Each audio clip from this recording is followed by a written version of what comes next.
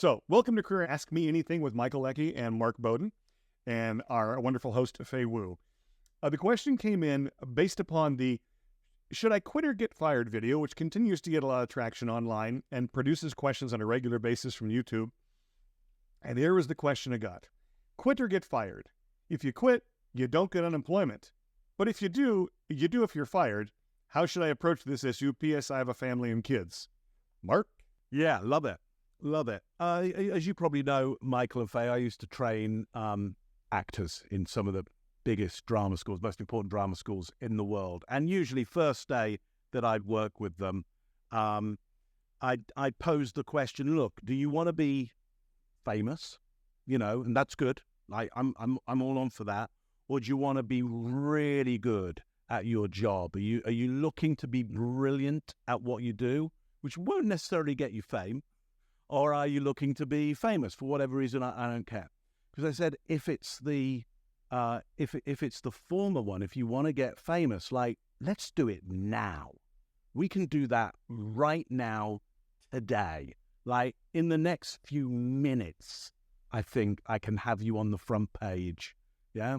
But there's a cost to that. It's not free, and it may cost more than you were willing to pay for that.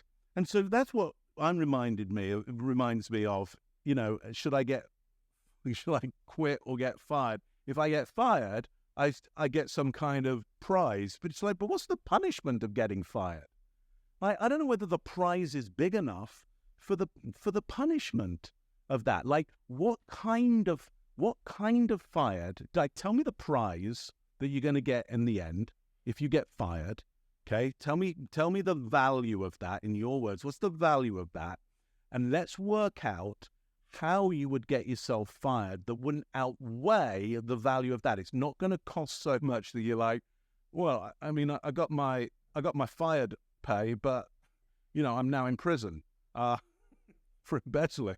I've got to do 15 years for the.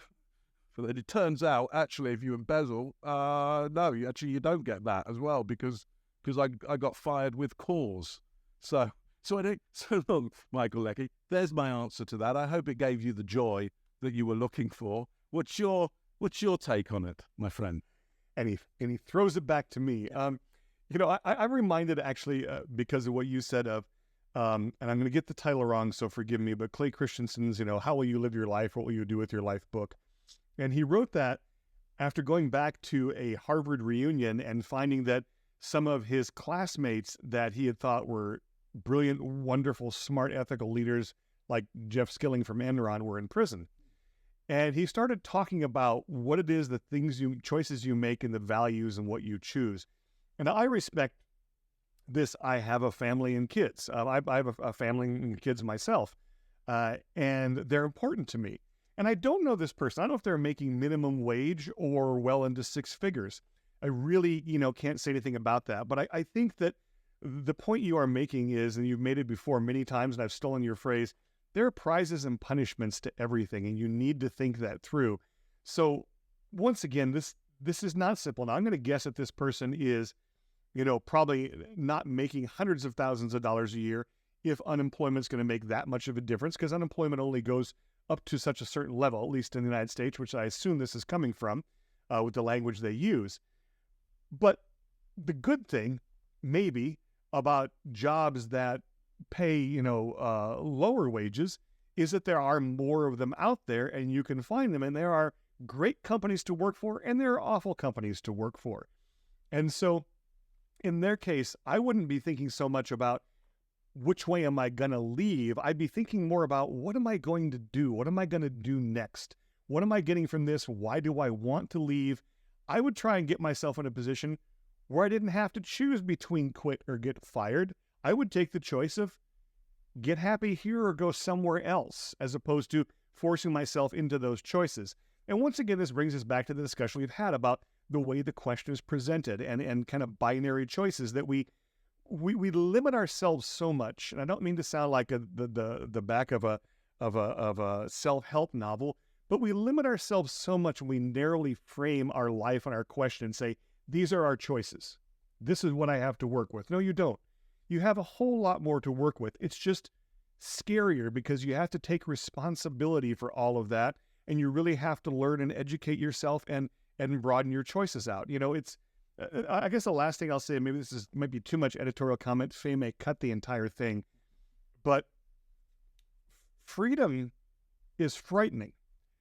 And I have seen so many times people come up in jobs and say, I want more freedom. I want to be able to choose. I want to be in charge of that. I want the freedom. It's like, there you have it. And the responsibility. What? No. Wait, hold on. Just tell me what to do. I was fine before. But you have the freedom to broaden out the questions of your life, to broaden out the options of your life, and to make choices. And in this case, you have people that you love and care about that are in those choices. I would include them in those choices. And you'll be surprised as to what they think about and remember. My children are in their 20s, and they're both, adulting pretty much right now up in Seattle. But they remember very clearly when they were young, and I got an opportunity to take a job at a company that made video games, and some very, very popular ones that they know.